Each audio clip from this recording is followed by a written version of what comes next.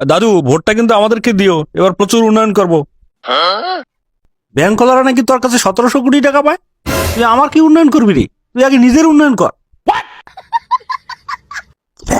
বুড়োগুলো হঠাৎ এত সচেতন হয়ে গেলে কি হবে?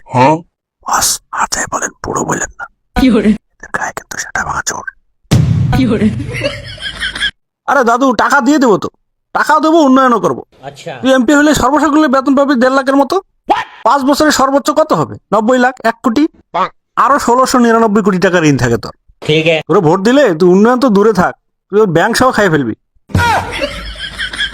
শালার বুড়ো, এত হিসাব দেখাইতে বলছে তোরে? তুই বুড়ো কাকে বললি রে? একই দাদু, তোর বাপ বুড়ো হারামজাদা।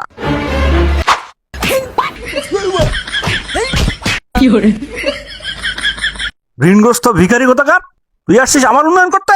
প্লিজ আমাকে ক্ষমা করে দাও প্লিজ।